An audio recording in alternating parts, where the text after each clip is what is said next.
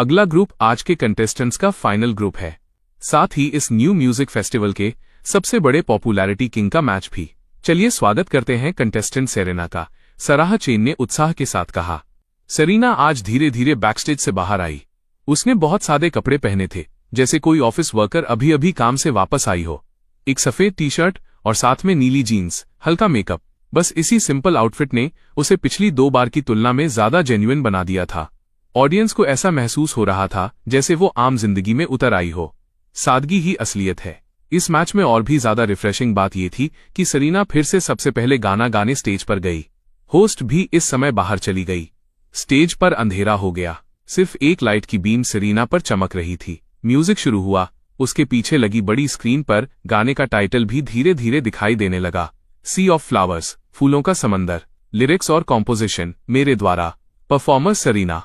Audience ने अभी तक गाने का टाइटल ठीक से देखा भी नहीं था कि वे इस ओपनिंग से ही मंत्रमुग्ध हो गए। टीवी के सामने मेरे चेहरे पर भी एक मदहोश कर देने वाला एक्सप्रेशन था। ये ओपनिंग वाकई अजेय थी। आपको पता होना चाहिए कि ये जय चौ का गाना था। हर कोई जानता है कि जे के गानों की ओपनिंग बेमिसाल होती है।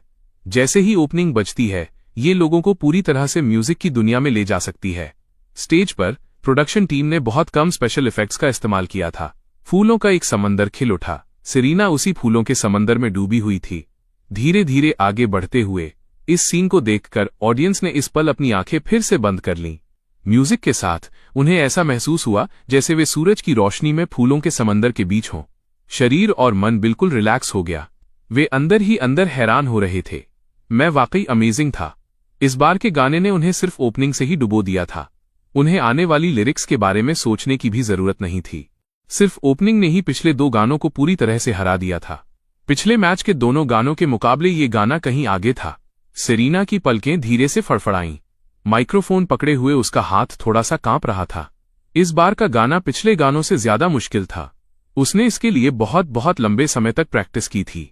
इसके अलावा उसके दिल में ये गाना पिछले सभी गानों से बेहतर था। उसे नहीं पता था कि मेरा दिमाग कैसे चलता है कि मैं ऐसा गाना लिख पाता हूं। वो बस अपनी पूरी कोशिश कर सकती थी कि इस गाने के साथ इंसाफ कर सके। सेरेना ने खुद को संभाला और धीरे से अपना मुंह खोला। ऑडियंस के जितने भी मेंबर्स ने अपनी आंखें बंद की हुई थीं, जिस पल लिरिक्स गूंजे वे म्यूजिक की दुनिया में और गहरे डूब गए। उनके दिल नरम हो गए, एक हल्की सी मायूसी और खुशी से भर गए। वो मायूसी मेलोडी में थी, वो खुशी यादों में थी, जो विरोधाभासी होकर भी विरोधाभासी नहीं थी। इस हिस्से को सुनकर ऑडियंस के दिलों की धड़कन जैसे अचानक एक पल के लिए रुक गई। उनके दिलों में फूलों का समंदर अचानक खाली हो गया। धुंध के बीच आसमान से हल्की बारिश होने लगी। हर कोई इस रिमझिम बारिश में नहा रहा था, अंत के आने का इंतजार कर रहा था। स्टेज पर सेरेना की नजर इस पल अचानक दृढ़ हो गई। माइक्रोफोन थामे हुए उसकी नजर जैसे समय और स्पेस को चीर रही थी। मेरी परछाई को देखते हुए उसकी सिंगिंग वॉइस भी साथ ही गूंज उठी। हर बार जब सेरेना एक लाइन गाती, उसका पैर धीरे से एक कदम आगे बढ़ता। उसकी आवाज समय और स्पेस को चीरते हुए ऑडियंस के दिलों में उतर रही थी, और उससे भी कहीं ज्यादा मेरे दिल में उतर रही थी। मैंने सेरेना को कदम दर कदम स्टेज के बिल्कुल सामने वाले किनारे तक आते देखा। मेरी आंखें प्यार से भरी थीं। जजेस भी इस पल अपनी सांसें रोके हुए थे। वे जोर से सांस लेने की हिम्मत तक नहीं कर पा रहे थे। खासकर बेला समर्स। उसे लगा कि उसने शायद कोई गलती कर दी है। अगर उसने इस गाने के लिए वोट नहीं दिया तो उसे लोग कोस कोस कर मार डालेंगे। इस तरह का डिवाइन सॉन्ग अब तक का सुना हुआ उसका सबसे बेहतरीन गाना था। इसका कोई दूसरा मुकाबला नहीं था। सेरेना अभी भी गा रही थी। उसके हाथ धीरे धीरे लहरों की तरह लहराने लगे। वहां मौजूद ऑडियंस ने भी इस पल अपनी आंखें खोल दी और साथ में हाथ हिलाने लगे। सुनते सुनते वे इतने हैरान हो गए कि उनकी आंखें खुल गईं। उनकी आंखों में बस स्टेज पर अपना छोटा सा हाथ लहराती हुई सेरेना थी। बैकस्टेज रायन शॉ अभी भी अपने दिल को दबाए हुए था ताकि वो अचानक बाहर न निकल आए। ओ मेरे भगवान, क्या ये कोई कंपटीशन था? ये तो एक पर्सनल कॉन्सर्ट था, है ना? पूरी तरह से एक वन वुमन शो। मैं खुद को रोक नहीं पाया और नन्ही लिली का नन्हा हाथ उठाकर तालियां बजाने लगा। सेरेना ने बहुत ही शानदार गाया। अब जे दो भी सुकून की नींद सो सकता था। मैंने उसके गाने को इस दुनिया में दफन नहीं होने दिया। अकम्पनीमेंट और वोकल्स धीरे धीरे खत्म हुए। सेरेना ने धीरे से एक सांस छोड़ी। उसका चेहरा हल्का गुलाबी पड़ गया था। वह अनजाने में अभी अभी गाने में पूरी तरह डूब गई थी। उसने यहां तक कि हाथ उठाकर वेव भी किया। कितना एम्बैरसिंग था। पूरा सीन तालियों की गड़गड़ाहट से गूंज उठा। तालियों की लहरें ऐसी थीं जैसे कभी रुकेंगी ही नहीं। ये किसी भी पिछले मैच से कहीं ज्यादा उत्साही और लंबे समय तक चलने वाला था। ये सी ऑफ फ्लावर्स के लिए ऑडियंस की तरफ से एक कंफर्मेशन थी। खासकर लाइव स्ट्रीम में मेरा मन कमेंट्स बंद करने का था, लेकिन मैं खुद को रोक नहीं पाया। ये सब के सब मेरी और मेरी वाइफ की तारीफ कर रहे थे। इतना अच्छा गाना पहले कभी नहीं सुना, खासकर इसकी ओपनिंग वाकई लेजेंडरी है। जैसे ही इस गाने की ओपनिंग बजी, मैं इसमें खिंचता चला गया। पहली बार ऐसा महसूस हुआ है। बहुत मैजिकल, लिरिक्स भी कमाल के हैं। मेरे पास शब्द नहीं है। क्या मुझे फिर से इस लॉसलेस फुल रिकॉर्डिंग को रिपीट पर सुनना पड़ेगा? 7 मेमोरीज इसका कॉपीराइट रिलीज के लिए कब रजिस्टर कर रहे हैं? क्या ये वाकई जेम्स रिवर्स है? ये कमीना 7 मेमोरीज के गाने एक से बढ़कर एक रूह को छू लेने वाले होते हैं। मैं इंप्रेस हो गया। एल्बम आने के लिए अभी भी न्यू म्यूजिक फेस्टिवल के खत्म होने का इंतजार करना पड़ेगा। मुझसे अब और सब्र नहीं हो रहा। न्यू म्यूजिक फेस्टिवल, ऊपर वाले बंदे जल्दी खत्म करो इसे। नहीं, जरा सोचो, 7 मेमोरीज इसके बाद कई और गाने रिलीज करेंगे। कंट्रोल करो। मुझे लगता है ये बात भी सही है।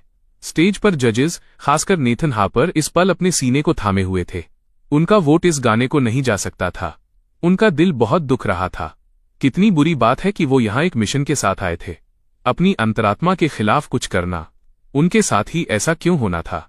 बहुत बेचैनी हो रही थी, रोने का मन कर रहा था। और बैकस्टेज डायना अब पूरी तरह से स्टारआइड मोड में आ चुकी थी। वाकई ये तो मैं ही था। ये गाना भी बहुत अमेजिंग था। सही है, सही है। और सेरेना ने भी बहुत अच्छा गाया। बूहू, अब से ये दोनों ही उसके आइडल थे। एक गाने ने सफलतापूर्वक डायना के कानों को जीत लिया था। डायना को पहले से ही मेरे गाने पसंद थे। अब वो सेरेना की सिंगिंग की भी फैन हो गई थी। उसे लगा कि उसका अपना गाना सी ऑफ फ्लावर्स के आधा भी अच्छा नहीं है, और कोई अभी भी खुद को म्यूजिक का गॉडफादर कह रहा था। डायना को कभी भी मार्कस वू के गाने बहुत पसंद नहीं आए थे। अगर ब्रैडली पियर्स ने जिद न की होती तो वो मूल रूप से ये गाना नहीं चुनती। सेरेना इस पल स्टेज से नीचे उतर चुकी थी। वो डायना के अपोजिट डायरेक्शन में चल रही थी। दोनों ने एक दूसरे को फ्रेंडली तरीके से देखकर सिर हिलाया। सेरेना ने यहां तक कि अपनी नन्ही मुट्ठी उठाई जैसे चीयर कर रही हो। डायना को तुरंत सेरेना और भी ज्यादा पसंद आने लगी। दोनों ने एक दूसरे को देखा और मुस्कुराए। स्टेज पर होस्ट की आवाज फिर से गूंजी। अब डायना की स्टेज पर जाने की बारी थी। डायना ने फिर से एक स्वीट सॉन्ग गाया। उसकी प्यारी आवाज के साथ मिलकर इसने उस हल्की मायूसी को थोड़ा कम कर दिया जो सेरेना के पिछले गाने ने पैदा की थी। इस तरह की sweet young girl male netizens के बीच बहुत पॉपुलर थी। जब गाना खत्म हुआ तो वहां मौजूद ऑडियंस ने भी तारीफ में तालियां बजाईं। बस ये था कि ये तालियां उतनी उत्साही नहीं थीं जितनी सेरेना के सी ऑफ फ्लावर्स गाने के वक्त थीं। इस तरह का गाना ऑडियंस के लिए अब कुछ हद तक साधारण हो चुका था, मुख्य रूप से इसलिए क्योंकि मुझ जैसे कमीने ने उनके पसंद के स्टैंडर्ड को बढ़ा दिया था, यहां तक कि पूरे चाइनीज म्यूजिक सीन के लेवल को एक पायदान से ज्यादा ऊपर उठा दिया था। अगर ये पहले आता तो ये गाना पूरे देश में छा सकता था। कितनी बुरी बात है कि अब ये बस बच्चों जैसी बात लग रही थी। जब वोटिंग की बारी आई तो पहले जज जिन्होंने वोट दिया वो मार्कस गाओ थे। उन्होंने पहले दोनों गानों पर कमेंट किया, फिर जैसा कि उम्मीद थी सेरेना को वोट दिया। फिर नेथन हार्पर की बारी आई। आप नेथन को देख सकते थे। हापर का चेहरा मुश्किलों से भरा हुआ था। उन्होंने बड़ी ही धूमधाम से सेरेना के गाने की बहुत तारीफ की, लेकिन जब वोट देने की बारी आई तो उन्होंने डायना को वोट दे दिया। सारी ऑडियंस ये बात बखूबी समझ गई। ये साफ तौर पर एक सिंपैथी वोट था, बिल्कुल पिछली बार की तरह। शॉन बी को भी एक सिंपैथी वोट मिला था, लेकिन इसके बाद चीजें जिस तरह से आगे बढ़ीं वो उनकी उम्मीदों से परे थीं। यहां तक कि नेथन हापर की उम्मीदों से भी परे और डायना की उम्मीदों से भी कहीं ज्यादा। किसी ने उम्मीद नहीं की थी कि विलियम बार्न्स का वोट भी डायना को चला जाएगा। नेथन हापर का चेहरा और भी ज्यादा पीला पड़ गया। डायना की आंखें अनजाने में फटी की फटी रह गईं। इसके साथ ही पूरा सीन तुरंत शांत हो गया। हर कोई आखिरी जज की तरफ देख रहा था, बेला समर्स। उनका वोट सबसे क्रूशियल वोट बन गया था। बेला समर्स पल भर में पूरे वेन्यू का फोकस बन गईं। उन्होंने अपने दिल में ब्रैडली पियर्स को 1800 बार कोसा होगा। अगर गानों के बीच का गैप वाकई इतना बड़ा नहीं होता तो वो शायद जैसे तैसे काम चला लेती, लेकिन अब ये सिचुएशन साफ तौर पर उन्हें आग की भट्ठी में झोंकने जैसी थी। वो पल भर के लिए हिचकिचाईं। उनका दिल बयां न करने लायक फटा जा रहा था। एक बार ये कदम गलत पड़ गया तो उसके बाद उन्हें जो झेलना पड़ सकता था वो था उनकी रेप्यूटेशन का पूरी तरह बर्बाद होना और हर तरह की कंट्रोवर्सी। उन्होंने जल्दी से अपने दिल में नफे नुकसान को तौला। ऑडियंस अपनी सांसें रोके हुए थी। वहां इतनी शांति हो गई थी कि एक सुई गिरने की आवाज भी सुनाई दे जाए। किसी ने नहीं सोचा था कि चीजें ऐसे मोड़ पर आ जाएंगी। जहां तक लाइव स्ट्रीम वाली ऑडियंस की बात थी, वे बिल्कुल भी खुद को रोक नहीं रहे थे। एक के बाद एक कमेंट्स पागलों की तरह आने लगे। ओ मेरे भगवान, ये क्या हो रहा है? नेथन हार्पर का वोट तो मैं फिर भी एक सिंपैथी वोट के तौर पर समझ सकता हूं। विलियम बार्न्स को क्या हुआ है? क्या वो अंधा है? नहीं रुको, क्या वो बहरा है? क्या उसे अच्छे और बुरे का फर्क नहीं पता? और वो अभी भी एक वेटरन टॉप टियर सिंगर है। कुछ तो गड़बड़ है, बहुत बड़ी गड़बड़ है। अब मैं समझा, इन जजेस के दिमाग में ही प्रॉब्लम है, या फिर उन्हें लगता है कि हमारे आईक्यू में प्रॉब्लम है। इन वोट्स में साफ तौर पर कुछ गलत है। देखते रहो, जल्दबाजी मत करो। क्या अभी भी एक वोट बचा नहीं है? अगर ये टाई हो गया तो ऑडियंस वोट पक्का सेरेना को ही जाएगा। वो अभी भी जीत सकती है। मुझे लगता है कि मैं भी इन जजेस से बेहतर कर सकता हूं। अगर सेरेना वाकई एलिमिनेट हो गई तो मैं सीधे कीबोर्ड वॉरियर बन जाऊंगा। सत्यानाश हो। मैं तो जीने के लिए 7 मेमोरीज के फ्यूचर गानों पर डिपेंड हूं। टीवी के सामने न केवल नेटिजन्स भड़क रहे थे, बल्कि मैं भी अपनी आंखें सिकोड़ रहा था। मुझे अब इस बात की परवाह नहीं थी कि वोट काउंट क्या था। एक बेवकूफ भी देख सकता था कि यहां कोई प्रॉब्लम थी। मुझे अब सिर्फ सेरेना की फिक्र थी। इसी पल कैमरा इत्तेफाक से स्टेज पर मौजूद 2 लोगों को दिखा रहा था। डायना की आंखें फटी हुई थीं, चेहरे पर अविश्वास का भाव था।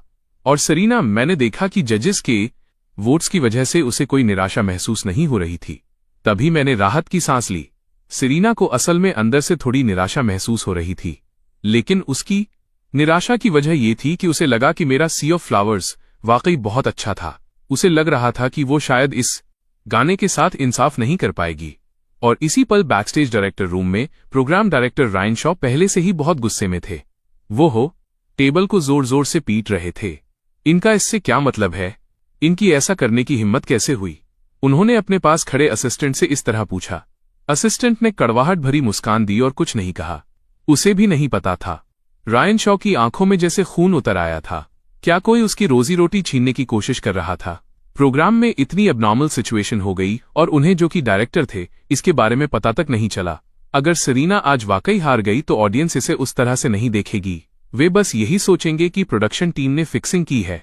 और जब ऐसा होगा तो उन्हें यानी डायरेक्टर को ऑनलाइन बुरी तरह ट्रोल किया जाएगा।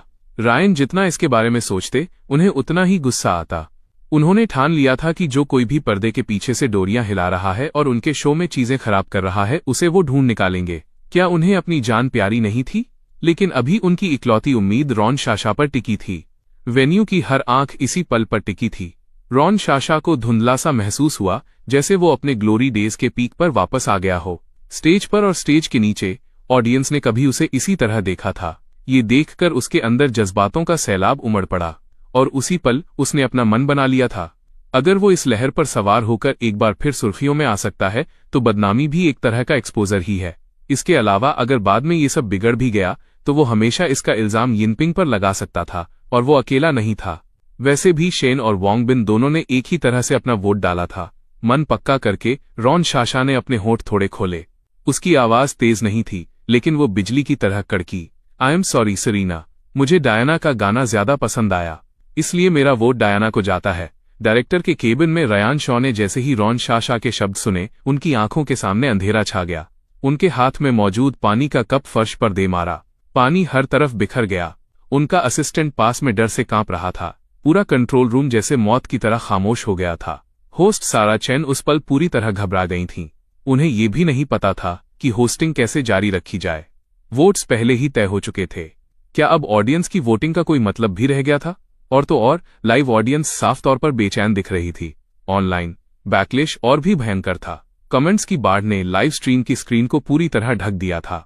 हा, ये बिल्कुल पागलपन है। साफ तौर पर फिक्स्ड है और कोई कुछ नहीं कर सकता, है ना? घटिया प्रोडक्शन टीम, घटिया शो, घटिया जजेस, इनमें से हर एक कचरा है। फिक्स्ड। अगर ये फिक्स नहीं है तो मैं 10 पाउंड गोबर खाऊंगा। फ्री के खाने की तलाश मत करो। एक बेवकूफ भी देख सकता है कि ये फिक्स्ड है। हा। और सोचना कि मैं इतने समय से इस शो को बिना वजह फॉलो कर रहा हूं। ये वोट सच में स्पीचलेस कर देने वाले हैं। मैं पहले वाकई रॉन शाशा को पसंद करता था। कभी नहीं सोचा था, कभी नहीं। तुम लोग सिर्फ हमारे शाशा के पीछे क्यों पड़े हो? शेन और वॉन्ग बिन ने भी तो उसी तरह वोट दिया, है ना? ये वाकई में गजब है। इन वोट्स ने मेरे दिल को किसी रोलर कोस्टर पर बिठा दिया था। और आखिर में ये सीधे नीचे जा गिरा। इंटरनेट फट पड़ा। वहां गुस्से और इल्जामों के अलावा कुछ नहीं था। वेन्यू में फुसफुसाहट मची हुई थी। बेचैनी और बढ़ गई। लोग फिक्सिंग के बारे में चिल्ला रहे थे और रिफंड की मांग कर रहे थे। स्टेज पर सराह चेन ने एक लंबी आह भरी। हालात ऐसे थे कि उनके पास अनाउंसमेंट करने के अलावा कोई चारा नहीं था। सारा चेन ने माइक्रोफोन उठाया। उनकी प्रोफेशनल मुस्कान वापस चेहरे पर थी, हालांकि वो थोड़ी जबरदस्ती की लग रही थी।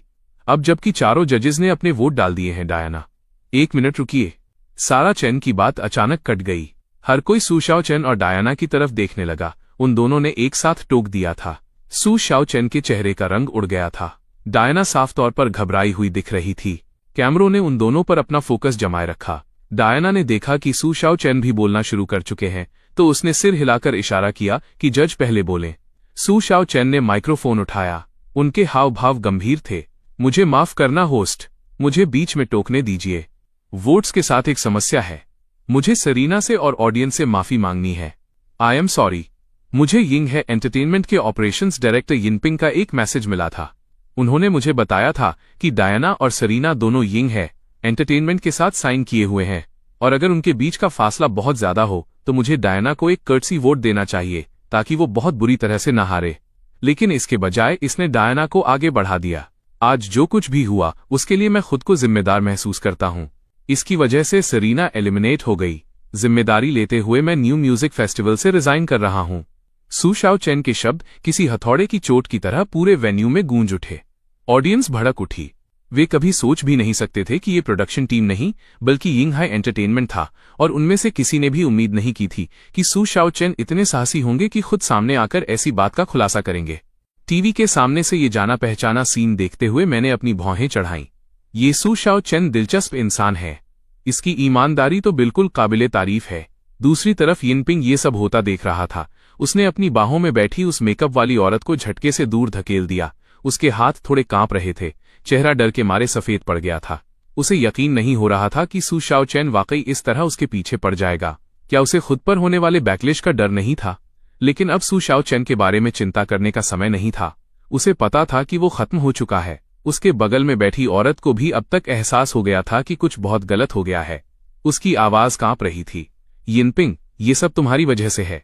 अगर तुम बार बार ये नहीं कहते रहते कि कैसे सरीना ने तुम्हारा स्पॉट चुरा लिया और कैसे तुम उसे सबक सिखाना चाहते हो, तो क्या ये सब कभी होता? सब खत्म हो गया। अब सब कुछ खत्म हो गया है। यिनपिंग वापस दहाड़ा और सारा इल्जाम बगल वाली औरत पर मढ़ दिया। अब भी उसे यकीन नहीं हो रहा था। वोट्स का ऐलान हो चुका था, और फिर भी सू शाओ चेन ने खुद आगे आकर कन्फेशन कर दिया। नहीं, मैं बस यहां बैठकर हार नहीं मान सकता। यिनपिंग अभी भी किसी तरह पलटवार करना चाहता था, लेकिन तभी उसका फोन बज उठा। स्क्रीन पर चेयरमैन डेविड यांग का नाम चमक रहा था। यिनपिंग की आंखें पथरा गईं। कांपते हाथों से उसने कॉल रिसीव किया। डेविड यांग की गुस्से से भरी आवाज लाइन पर गूंजी। यिनपिंग, अभी के अभी यहां आओ। तुम्हारी खैरियत इसी में है कि खुद को एक्सप्लेन करो। स्टेज पर डायना दंग रह गई। उसे पूरी डिटेल्स नहीं पता थी, लेकिन वो महसूस कर सकती थी कि वोटिंग की पूरी सिचुएशन में कुछ बहुत बड़ी गड़बड़ थी।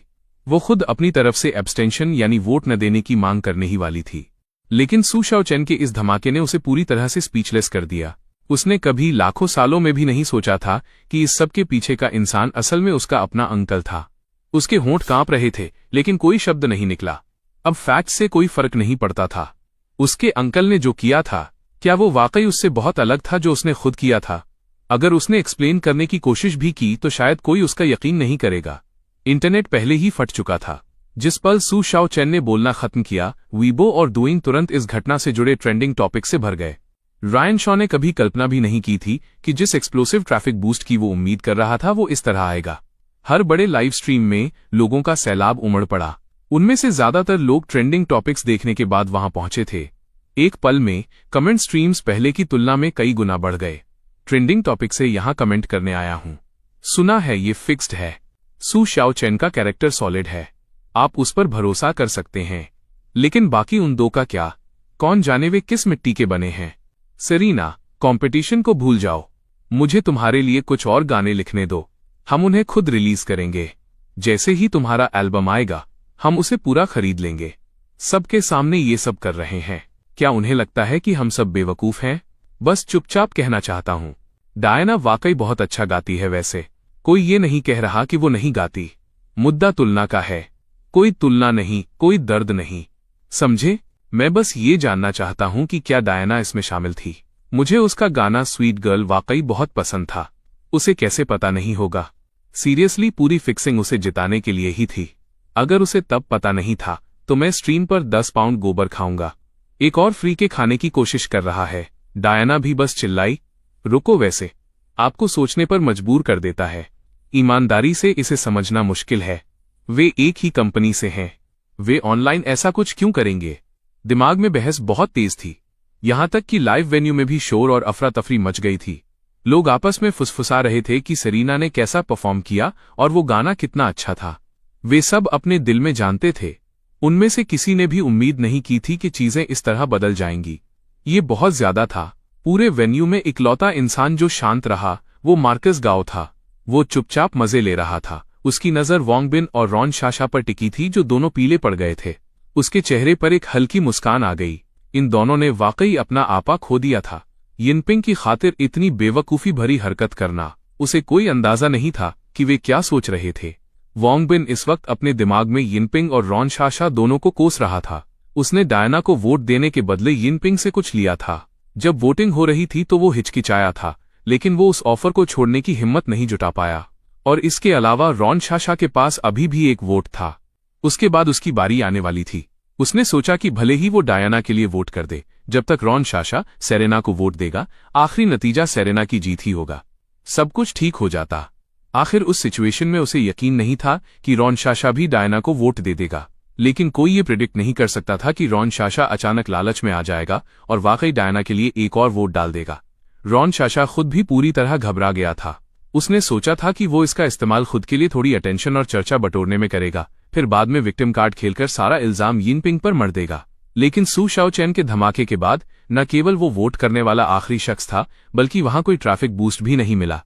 उसकी रेप्यूटेशन पूरी तरह बर्बाद हो गई थी। सू शाओचेन कम से कम ये तो कह सकता था कि उसने एक कर्टसी वोट दिया है, लेकिन रॉन शाशा के पास आखिरी वोटर होने के नाते अपना नाम साफ करने का कोई रास्ता नहीं बचा था।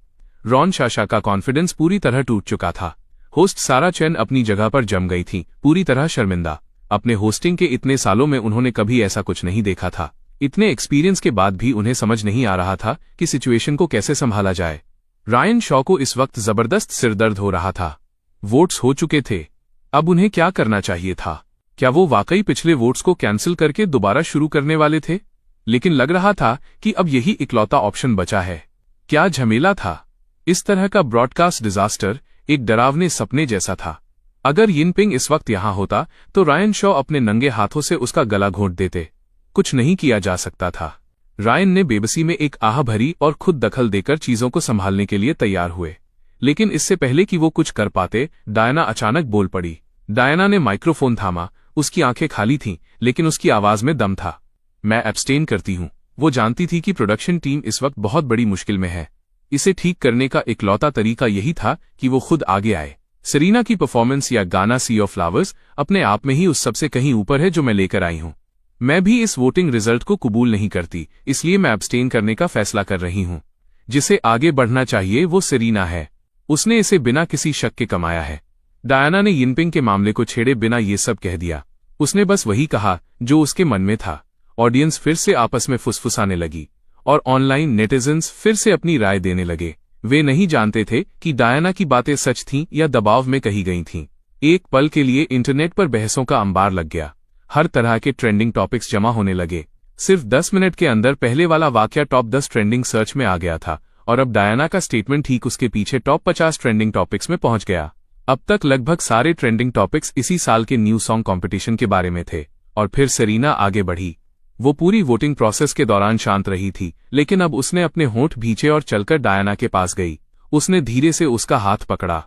तुमने अच्छा किया। उसकी आवाज धीमी थी, बस इतनी कि डायना सुन सके, लेकिन उसके इस जेस्चर ने सबको साफ कर दिया कि सेरेना और डायना के बीच अच्छे ताल्लुकात हैं। तो शायद डायना को इस बारे में कुछ नहीं पता था, वरना सेरेना इस तरह बर्ताव क्यों करती? नेटिजन्स ने इस पर सोचा और वे सहमत हो गए। वोटिंग खत्म होने के बाद डायना सू शाओचेन के साथ खड़ी हो गई थी।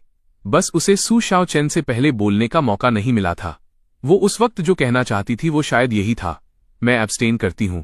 ऑनलाइन मचा शोर भी सेरेना के उस जेस्चर की वजह से शांत हो गया जिसने सेरेना का गर्म हाथ पकड़ा हुआ था। डायना ने अपना सिर घुमाया और सेरेना की गर्म स्थिर नजरों से नजरें मिलाईं। उस पल उसे अचानक रोने का मन हुआ, गिल्ट की वजह से नहीं बल्कि इसलिए क्योंकि उसे उसके जैसी किसी की परवाह मिली और इस बात ने उसे वाकई खुश कर दिया। वो वाकई इसके काबिल थी। डायना ने अपना मन बना लिया, जब वो घर जाएगी तो अपनी मम्मी से कहेगी कि वो उसके अंकल को ढंग से समझाएं और फिर उन्हें घर पर ही रहने को कहें। ऐसा अंकल होना जो सिर्फ मुसीबत खड़ी करे वाकई बहुत ज्यादा था। रायन शॉ उसी पल स्टेज पर आए। वो डायना के वाकई शुक्रगुजार थे क्योंकि उसने खुद पीछे हटने का फैसला लिया था। इसने उनकी बहुत बड़ी मुसीबत हल कर दी थी। उन्होंने होस्ट से माइक्रोफोन लिया। हेलो एवरीवन, मैं रायन शॉ हूं, न्यू सॉन्ग का हेड डायरेक्टर। हमारे न्यू सॉन्ग के स्टेज पर ऐसा कुछ हुआ, इससे मुझे गहरा दुख हुआ है और मैं इसकी पूरी जिम्मेदारी लेता हूं। सेरेना का टैलेंट खुद अपनी गवाही देता है। मैं ऐसी किसी वजह से उसे इस स्टेज से बाहर नहीं जाने दूंगा। खुशकिस्मती से जज सू शाओचेन और कॉन्टेस्टेंट डायना अंत में सामने आए और हमें सच बताया। मैं अब आधिकारिक तौर पर वोंगबिन और रॉन शाशा के वोट्स को कैंसिल करने और उनके कॉन्ट्रैक्ट्स को तुरंत खत्म करने का ऐलान करता हूं। वे अब किसी भी हैसियत से इस प्रोग्राम से नहीं जुड़े रहेंगे। इसके अलावा कंपटीशन के इस राउंड में अब पूरी तरह से दोबारा वोटिंग होगी। हमारा न्यू सॉन्ग किसी भी तरह का अन्याय बर्दाश्त नहीं करेगा। जब रायन ने अपनी बात खत्म की तो उन्होंने ऑडियंस के सामने झुककर सलाम किया और स्टेज से उतर गए। होस्ट ने कमान संभाली और दोबारा वोटिंग शुरू हुई। बस इस बार वोंगबिन और रॉन शाशा जजेस की सीटों पर ऐसे छटपटा रहे थे जैसे कांटों के बिस्तर पर हों। दोबारा वोटिंग का रिजल्ट साफ था। सेरेना कंपटीशन जीत गई थी। रायन शॉ ने राहत की सांस ली। अब उन्हें 2 नए जजेस लाने होंगे। खुशकिस्मती से वोंगबिन और रॉन शाशा ने खुद अपना कॉन्ट्रैक्ट तोड़ा था, इसलिए उस मामले पर ज्यादा एनर्जी खर्च करने की जरूरत नहीं थी। मोड़ों और उतार चढ़ाव से भरा कंपटीशन आखिरकार खत्म हो गया, लेकिन ऑनलाइन हंगामा तो अभी शुरू ही हुआ था।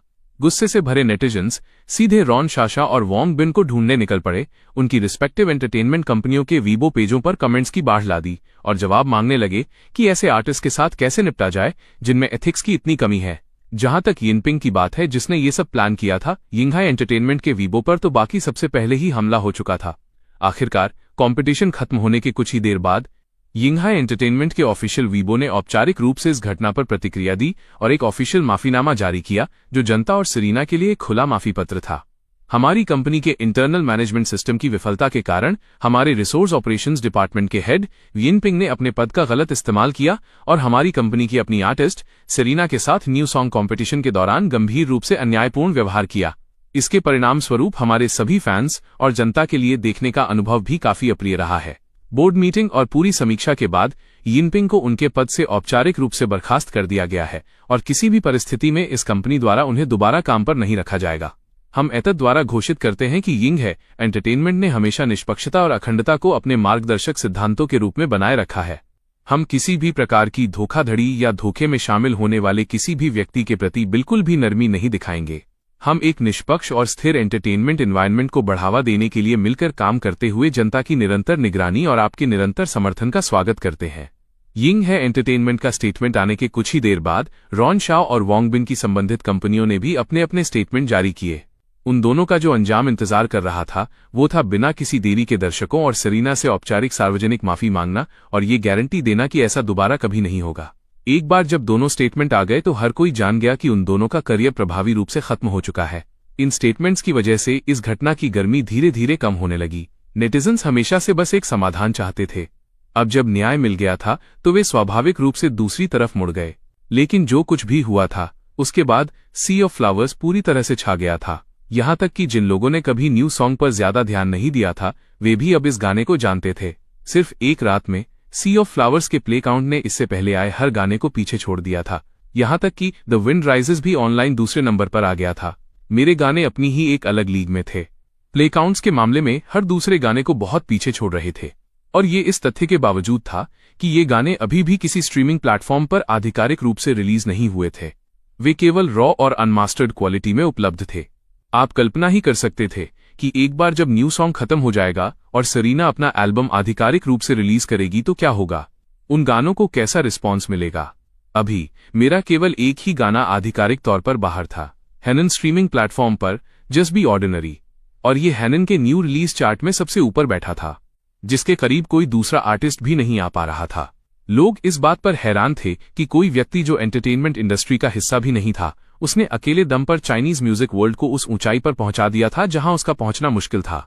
जहां तक ऑनलाइन मचे तूफान की बात है, मुझे अभी उसकी जरा भी परवाह नहीं थी, क्योंकि मैं एक ऐसी चीज का सामना कर रहा था जो मेरे हिसाब से कहीं ज्यादा मायने रखती थी। लिली के प्री स्कूल के टीचर्स होम विजिट के लिए आ रहे थे। अगली सुबह मैं बहुत जल्दी उठ गया, घर को ऊपर से नीचे तक साफ किया और कॉफी टेबल पर ताजे फल सजाए। अगले 3 सालों तक लिली इन 2 टीचर्स की देखरेख में रहने वाली थी, इसलिए मैंने इस होम विजिट को बहुत गंभीरता से लिया। सुबह के 9 बजे मैं टीचर्स के आने का इंतजार करने के लिए ठीक समय पर लिली को नीचे ले आया। जल्द ही मैचिंग यूनिफॉर्म पहने 2 फीमेल टीचर्स हमारी तरफ पैदल आती दिखीं। उन्होंने नीचे इंतजार कर रही लिली को तुरंत पहचान लिया। मैं मुस्कुराया और जल्दी से हाथ मिलाने के लिए आगे बढ़ा। हेलो हेलो, आने के लिए आपका बहुत बहुत शुक्रिया। उन 2 टीचर्स में से एक युवा थी, लगभग 20 साल की, और दूसरी थोड़ी बड़ी, करीब 40 साल की। उनमें जो बात कॉमन थी वो ये थी कि दोनों का व्यवहार बहुत ही शालीन और गरिमापूर्ण था और दोनों के चेहरे पर कोमल गर्म मुस्कान थी। उस तरह की मुस्कान आपको स्वाभाविक रूप से सहज महसूस कराती है, एक पल में ही गर्माहट का एहसास। हेलो मिस्टर जैंग, इनकी टीचर हूं और वैसे मैं आपकी बहुत बड़ी फैन हूं। सुलेने छोटी वाली टीचर थी। जब वो मुस्कुराई तो उसके गालों पर 2 छोटे डिंपल पड़ गए। उसने पूरी और साफ खुशी के साथ अपना परिचय दिया। दूसरी टीचर जो उम्र में बड़ी थी, उन्होंने सुलिन के खत्म करने तक इंतजार किया, फिर मुस्कुराते हुए अपनी बात जोड़ी। हेलो, मेरा नाम लूदान है। मैं भी जांगहवा किंडरगार्टन की क्लास 3 की टीचर हूं। हालांकि सुलिन के विपरीत मैं वास्तव में नन्ही लिली की फैन हूं। जब लड डैन ने अपनी बात खत्म की तो वो नीचे झुकी और धीरे से लिली के बालों को सहलाया। उनका चेहरा प्यार से भरा था। लिली के लिए यह असामान्य था कि वो बिल्कुल भी नहीं शर्मा रही थी। उसने अपना छोटा सा चेहरा उठाया और उस टीचर की ओर देखने लगी जो पहले से ही बहुत दयालु लग रही थी। मैंने अपने सिर का पिछला हिस्सा खुजलाया और थोड़ा अजीब तरह से हंसा। ये सब कैसे बदल गया? ये होम विजिट के बजाय किसी फैन मीट जैसा लग रहा था। बाहर काफी गर्मी है टीचर्स, कृपया अंदर आ जाइए। इसके साथ ही मैं लिली को लेकर दोनों टीचर्स को अंदर ले गया। पूरा ग्रुप घर के अंदर पहुंचा। उन्हें सोफे पर बिठाने के बाद सुइन और लूदान ने अपने साथ लाए हुए नोटबुक और पेन निकाले और लिली के बारे में कुछ बुनियादी बातें पूछनी शुरू की। मैं उनके सामने बैठ गया, एक उत्साही प्राइमरी स्कूल के स्टूडेंट की तरह हर सवाल का जवाब दे रहा था। मिस्टर जैंग, क्या आप हमें बता सकते हैं कि आमतौर पर दिन प्रतिदिन बच्चे की देखभाल कौन करता है और स्कूल शुरू होने के बाद ड्रॉप ऑफ और पिकअप कौन संभालेगा? सुलिन ने देखा कि मैं कितनी सख्ती से बैठा था और मन ही मन मुस्कुरा दी।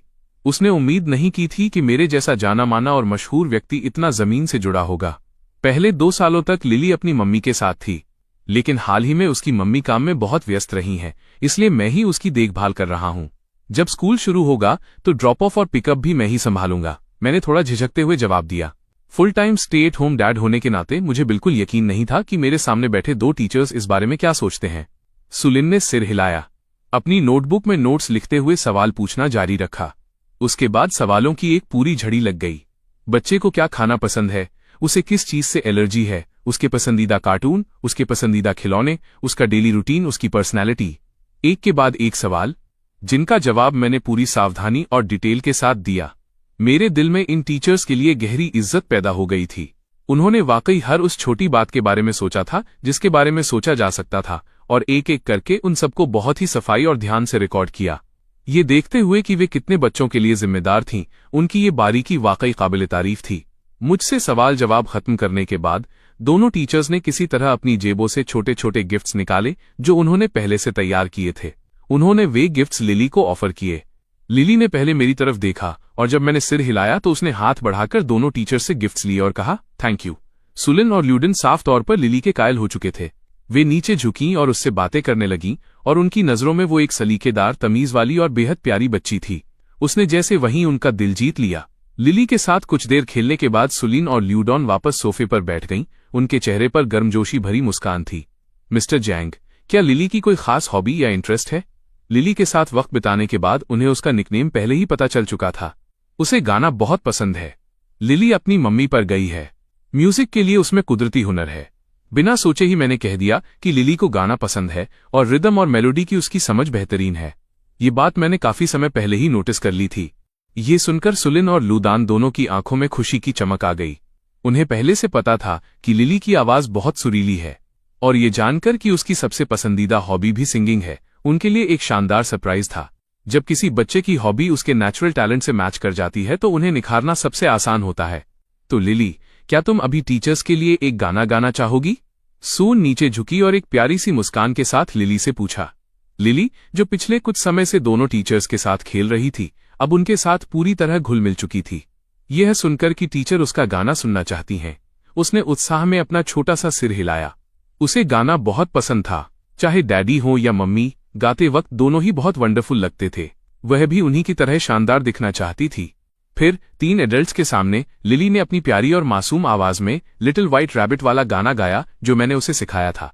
हम तीनों बड़े भी साथ में झूमने लगे और लिली के लिए बीट देने लगे। लिली ने बहुत ही खूबसूरती से गाया और इस बिल्कुल नए बच्चों के गाने ने सुएन और लू दान दोनों को सुखद हैरानी से भर दिया। प्रीस्कूल टीचर्स होने के नाते बच्चों के गानों को परखने की उनकी समझ बहुत तेज थी।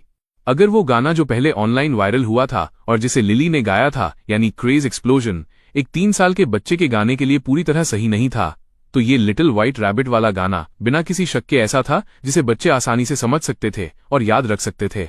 गाना छोटा था और लिली ने इसे जल्दी ही खत्म कर दिया। लिली की परफॉर्मेंस पर हम तीनों ने खूब तालियां बजाईं, जैसे कोई फेस्टिवल शुरू होने वाला हो। उसकी बड़ी और चमकती आंखें छोटी क्रीसेंट मून्स की तरह झुक गई थीं। अब उसे किंडरगार्टन और भी ज्यादा पसंद आने लगा था। टीचर एसयू और टीचर लेल्यू दोनों ही बहुत ही अच्छे इंसान थे। इसके बाद सू लिन और लू दान ने कुछ देर और मुझसे बात की। उन्होंने मुझे जांग हवा किंडरगार्टन की एजुकेशनल फिलॉसफी और करिकुलम के बारे में बताया। मैंने ध्यान से सुना और समय समय पर सिर हिलाता रहा। जब बातचीत खत्म हुई तो लुदान ने एक होम विजिट रिकॉर्ड फॉर्म निकाला और मुझसे उसे भरने को कहा। होम विजिट अब लगभग खत्म होने वाली थी। सुइन और लुडो ने अपने रिकॉर्ड समेट लिए, लेकिन वे जाने की किसी जल्दी में नहीं लग रही थीं। इसके बजाय दोनों ने थोड़े अजीब एक्सप्रेशंस के साथ मेरी तरफ देखा। मैंने अपना सिर खुजलाया, समझ नहीं पा रहा था कि अचानक उनके चेहरे के भाव ऐसे क्यों हो गए। आखिरकार ल्यू दान ने ही पहले बात शुरू की। मिस्टर जांग, बात यह है कि 1 सितंबर को स्कूल का पहला दिन है ना? हमारे स्कूल ने नए स्टूडेंट्स के लिए एक वेलकम सेरेमनी प्लान की है। उस वक्त सभी पेरेंट्स और नए स्टूडेंट्स वहां मौजूद होंगे। प्रिंसिपल ने हर क्लास के टीचर्स को वेलकम सेरेमनी के लिए बच्चों के 2 गाने तैयार करने को कहा है, ताकि वहीं पर बच्चों को वो गाने और डांस सिखाया जा सके। हर साल दर साल हम वही पुराने 2 फिक्स्ड गाने सिखाते हैं जो हम हमेशा यूज करते हैं। वे शुरू से ही उतने अच्छे नहीं हैं और इसके ऊपर वे बच्चों के लिए थोड़े मुश्किल भी हैं। नतीजा ये होता है कि बहुत से बच्चे उन्हें सीख नहीं पाते और हमें खुद भी काफी एम्बैरसिंग महसूस होता है। इस साल जब टीचर सू और मुझे पता चला कि आपका बच्चा हमारी क्लास में आ रहा है, तो हमने सोचा कि क्यों न इसकी जगह 2 बिल्कुल नए गाने और डांस तैयार किए जाएं। हम सोच रहे थे कि क्या मिस्टर जांग हमारे लिए बच्चों के 2 गाने लिखने की कोशिश करेंगे। बेशक ये पूरी तरह से हमारी तरफ से एक पर्सनल रिक्वेस्ट है। प्लीज कोई दबाव महसूस मत कीजिएगा। अगर इसमें बहुत ज्यादा परेशानी हो तो कोई बात नहीं। लुएन ने एक ही सांस में अपनी बात पूरी की। उनके चेहरे पर साफ तौर पर माफी वाला भाव था। आप देख सकते थे कि उन्होंने ये बात बस एक उम्मीद में कही थी कि शायद काम बन जाए। सुलीन बगल में खड़ी आंखें झपका रही थीं। उसकी नजरें मुझ पर टिकी थीं, जिसमें उम्मीद साफ झलक रही थी। ओ बेशक, बिल्कुल टीचर लू, मुझसे इतनी औपचारिकता करने की जरूरत नहीं है। आखिर ये सब बच्चों के लिए ही तो है। उनकी बात सुनने के बाद मैंने बिना किसी हिचकिचाहट के हामी भर दी। सच कहूं तो मैं इससे कहीं ज्यादा कॉम्प्लिकेटेड चीज की उम्मीद कर रहा था। मेरे लिए ऐसा कुछ करना बिल्कुल आसान था। मैंने एग्री कर लिया। सू लिन और लू डॉन दोनों ने एक साथ राहत की सांस ली और उनके चेहरे फिर से खुशी वाली मुस्कान से खिल उठे। असल में बात ये थी कि वे दोनों ऐसा करके पूरी तरह से स्क्रिप्ट से बाहर चली गई थीं। होम विजिट गाइडलाइंस में ऐसा कुछ भी नहीं था और अगर प्रिंसिपल को पता चलता तो वो उन्हें एक पेरेंट से ऐसी रिक्वेस्ट करने की इजाजत नहीं देती। उन्होंने ऐसा सिर्फ इसलिए किया क्योंकि उन्हें सच में कोई और बेहतर बच्चों के गाने नहीं मिल रहे थे और उन्हें लगा कि एक बार पूछने में क्या बुराई है। आखिर मैंने पहले ही क्रेज एक्सप्लोजन जैसा कुछ लिखा था, इसलिए ये कोशिश करने लायक था। आपका बहुत बहुत शुक्रिया मिस्टर जैंग। दोनों ने एक साथ मेरा शुक्रिया अदा किया। जब आप गाने लिख ले मिस्टर जैंग, बस इन्हें हमें वीचैट पर भेज देना। उसके बाद हम खुद ही डांस कोरियोग्राफ करने का तरीका निकाल लेंगे। उन्होंने विजिट के दौरान ही मुझे वीचैट पर ऐड कर लिया था, जिससे आगे चलकर नन्ही लिली किंडरगार्टन में कैसा कर रही है इस बारे में वे मुझे अपडेट रख सकेंगी। हालांकि उन्हें इस बात की उम्मीद नहीं थी कि मैंने अपना हाथ हिलाया और कहा, इसे इतना कॉम्प्लिकेटेड बनाने की जरूरत नहीं है। मुझे 2 मिनट दीजिए, मैं अभी 2 गाने लिख देता हूं और आप देख सकती हैं कि वे काम करेंगे या नहीं। इसके साथ ही मैं तेजी से बेडरूम की तरफ गया, कुछ मैन्युस्क्रिप्ट पेपर उठाए और वहीं उनके सामने कंपोज करना शुरू कर दिया। बच्चों के गानों की मेलोडी असल में कुदरती तौर पर बहुत सिंपल होती है।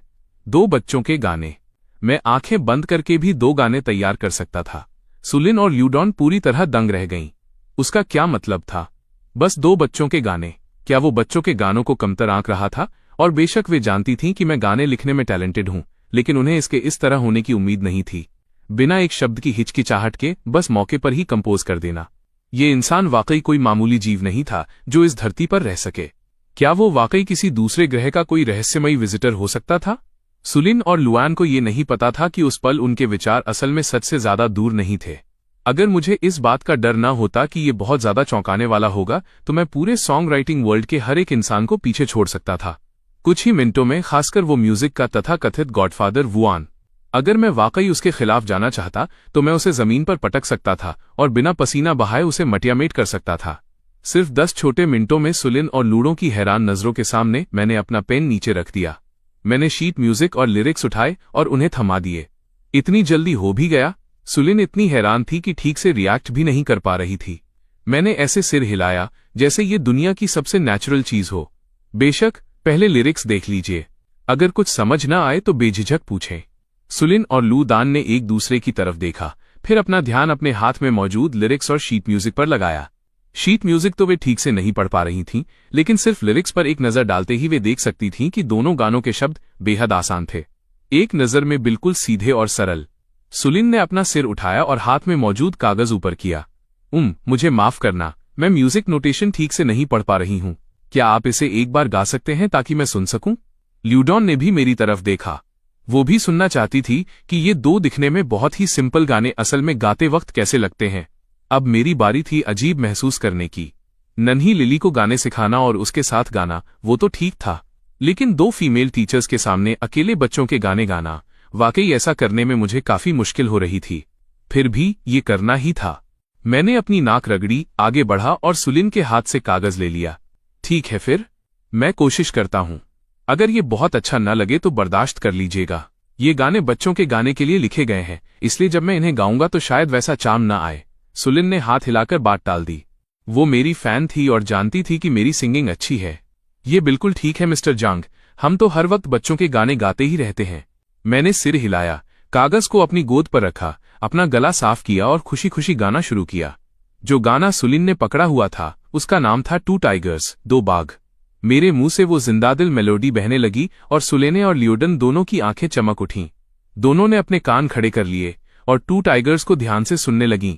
2 बाघ तेज दौड़ रहे हैं, तेज दौड़ रहे हैं। एक के कान नहीं है, एक की पूंछ नहीं है। कितना अजीब है, कितना अजीब है। सिंपल लिरिक्स, एक कैची और संक्रामक मेलोडी।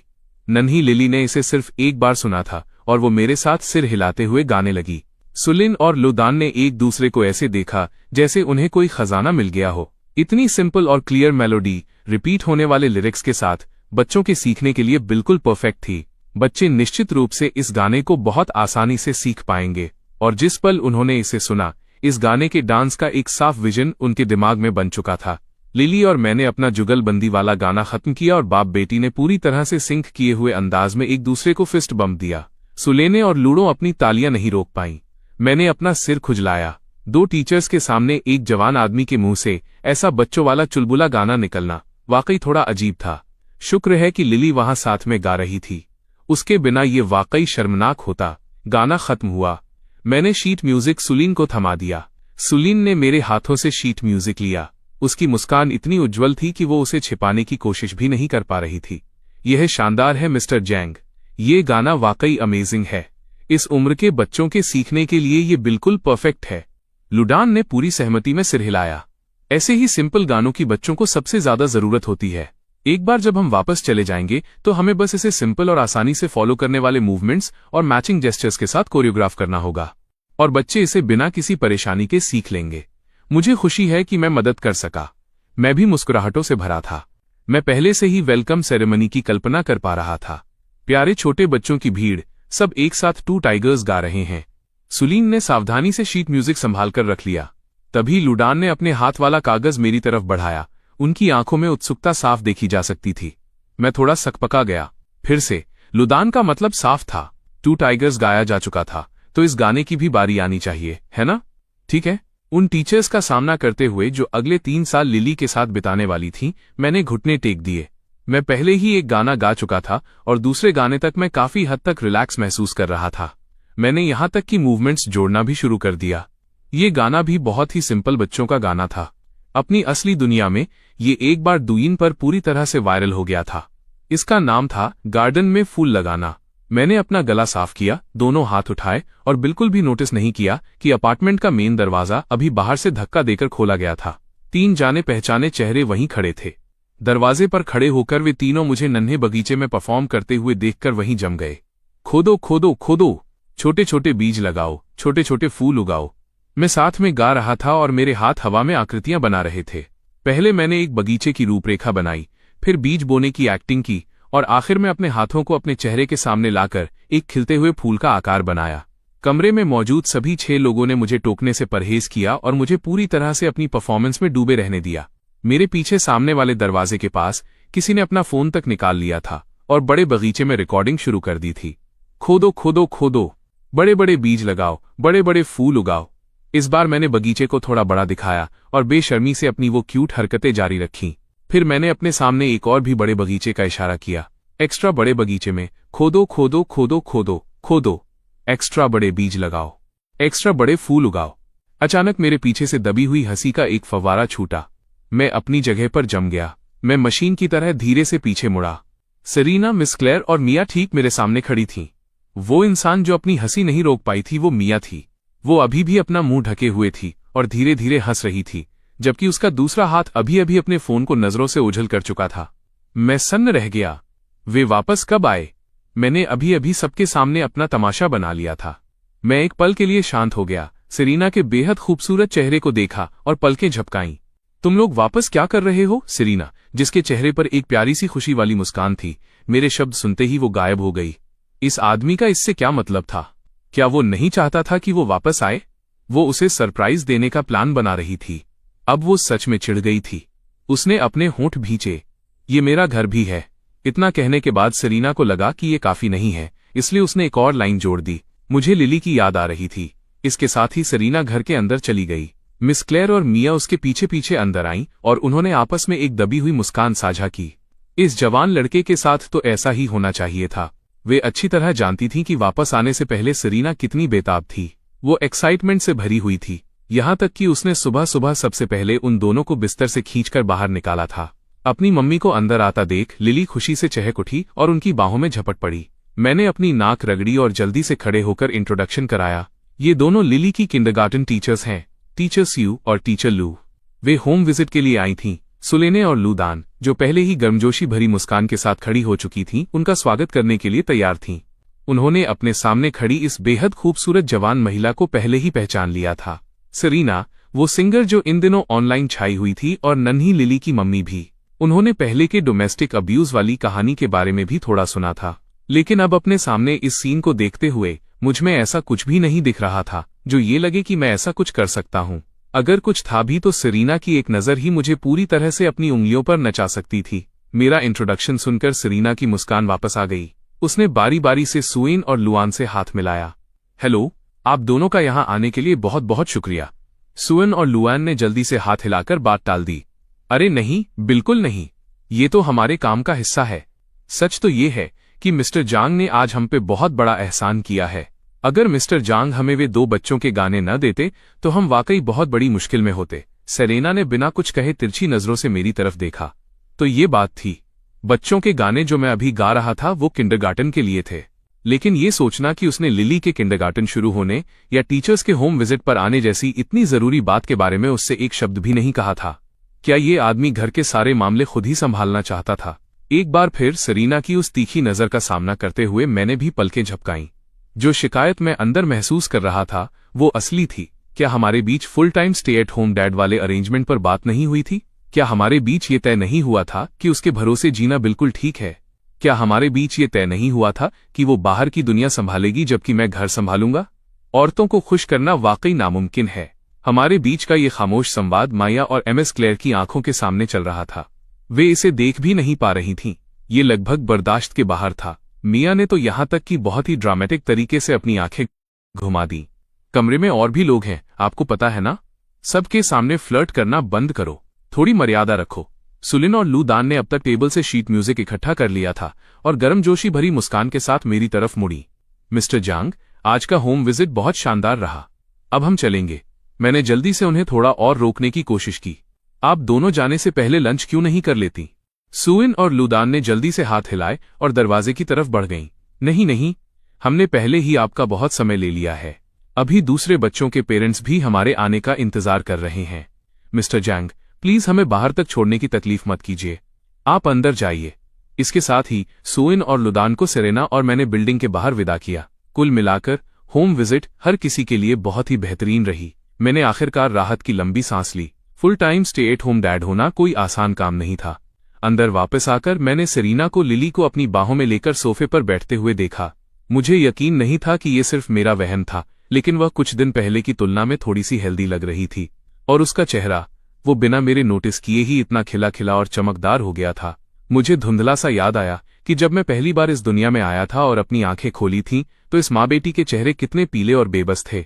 समय का वो अजीब एहसास मुझे पल भर के लिए दूर और मदहोश कर गया।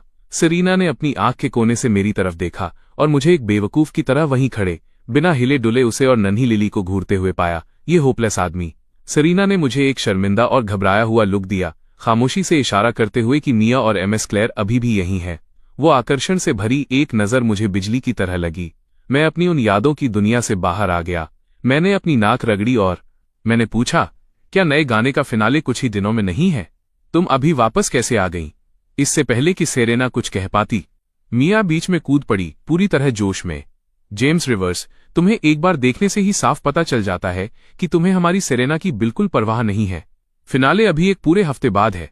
सेरेना को मुश्किल से आराम करने का एक पल मिला था कि वो सीधे यहां वापस भाग आईं।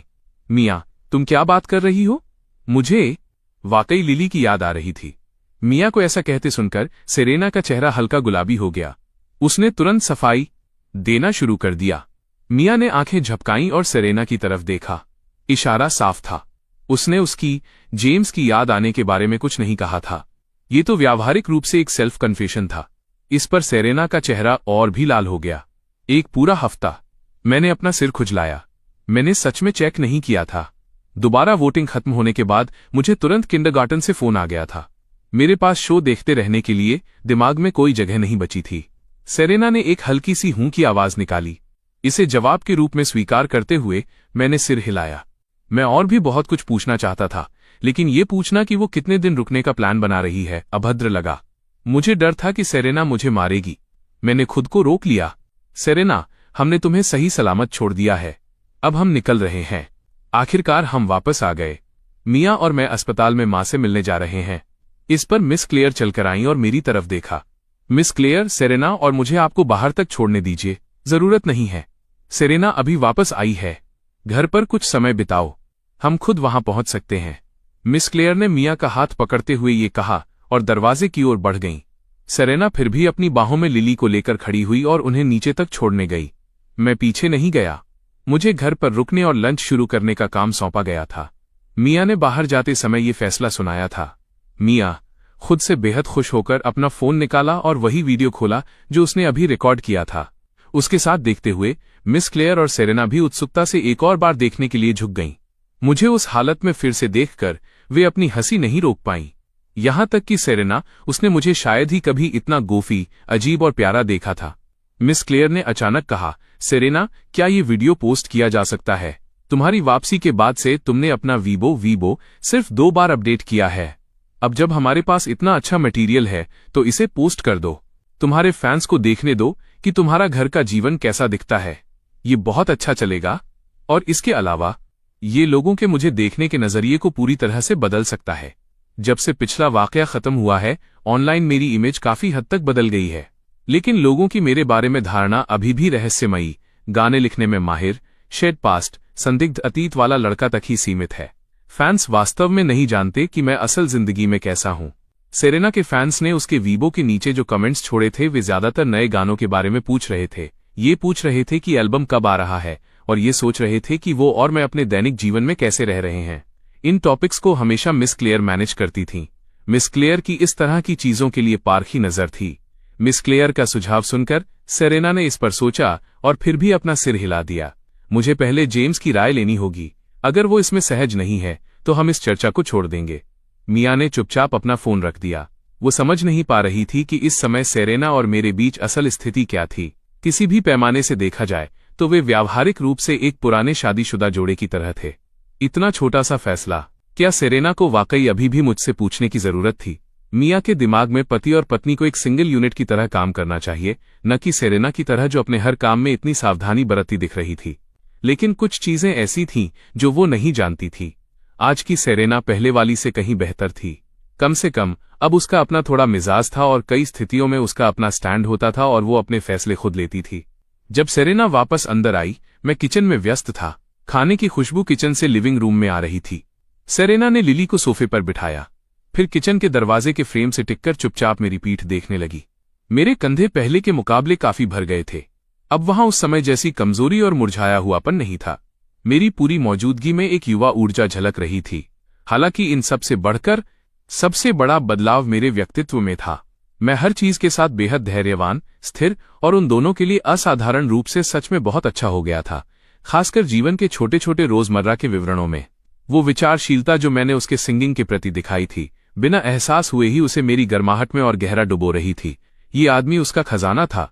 जब मैं मुड़ा तो मैंने सेरेना को शांत प्रशंसा भरी नजरों से मुझे निहारते हुए पाया। उसकी आंखें शरद ऋतु के पानी की तरह साफ और स्थिर थीं। उनमें ऐसी कोमलता थी जिसने मुझे लगभग वहीं पिघला दिया। मैंने अपना सिर खुजलाया, अचानक थोड़ा शर्मीला महसूस करने लगा, लेकिन फिर भी उसकी नजरों से नजरें मिलाईं। क्या हुआ? मेरी बेवकूफों जैसी घबराई हुई शक्ल देखकर सेरेना मुस्कुराई, एक ऐसी मुस्कान जो आड़ू के फूलों की तरह खिल उठी, जिससे मैं और भी लाचार होकर मदहोश हो गया। कुछ नहीं मिस क्लेयर, बस आपसे पूछना चाहती थी कि क्या आपका अभी वो बच्चों का गाना गाते हुए वीडियो वीबो पर पोस्ट किया जा सकता है? मेरी आंखें एक पल में फटी की फटी रह गईं। यहां तक कि कड़छी पकड़ा हुआ हाथ भी थोड़ा सा कांप गया। क्या? उसने इसे फिल्माया है? सेरेना ने अपने होंठ भींचे और मुस्कुराई। उसने सिर हिलाया। मिया ने सुझाव दिया और मिस क्लेयर ने कहा कि इसे वीबो पर पोस्ट करने से आपकी इमेज को थोड़ा मजबूती मिल सकती है। मेरा चेहरा लाचारी की एक तस्वीर बना हुआ था। क्या इसे पोस्ट करना मेरी इमेज को मजबूत करने वाला था या उसे बर्बाद करने वाला? सेरेना ने मेरा चेहरा देखा और तुरंत जान गई कि मैं बहुत ज्यादा रोमांचित नहीं था। इसलिए उसने आगे कहा, यह अभी तक पोस्ट नहीं हुआ है। मैंने सोचा कि मुझे पहले आपसे पूछ लेना चाहिए। अगर आप इसके लिए ठीक नहीं हैं तो ये पोस्ट नहीं होगा। सेरेना के चेहरे को देखते हुए मैंने अचानक पूछा, खैर, क्या तुम चाहती हो कि ये पोस्ट हो?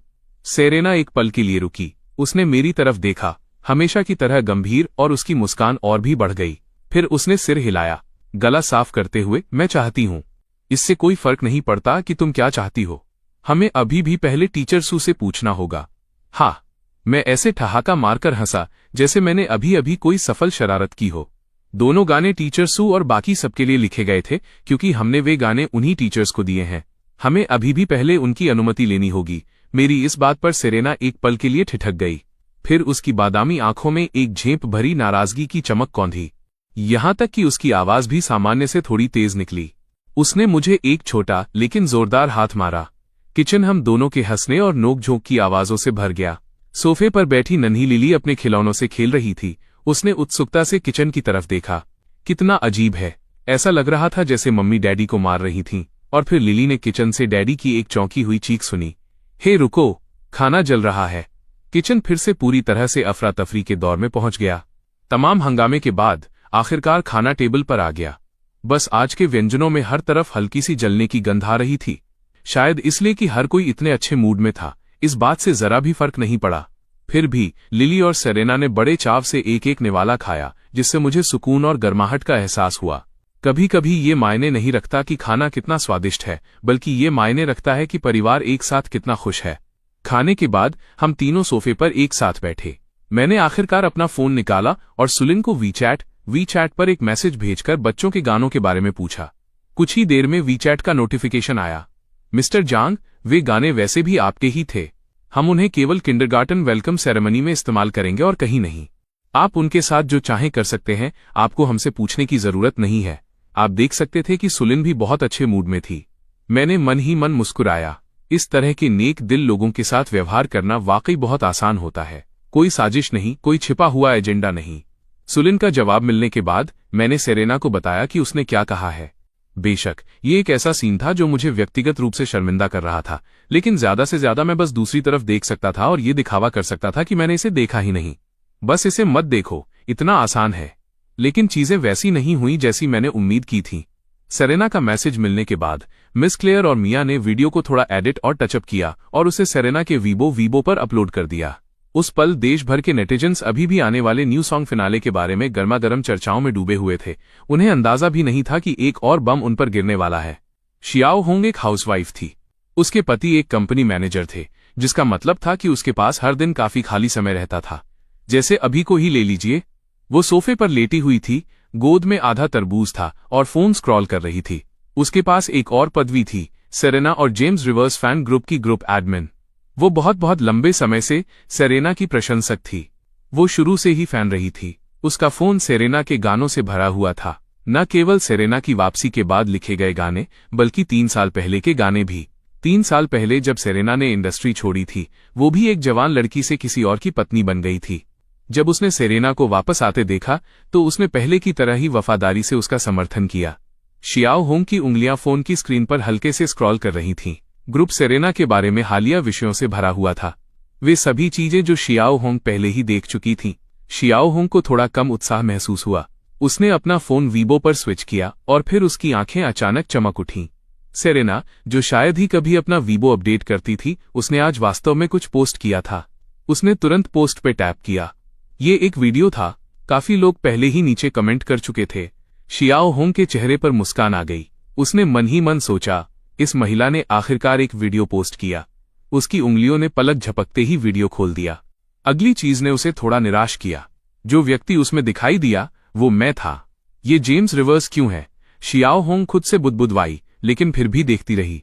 मुझसे प्यार करो, मेरे परिवार से प्यार करो। अब तक वो मूल रूप से सेरेना के पूरे परिवार की प्रशंसक बन चुकी थी।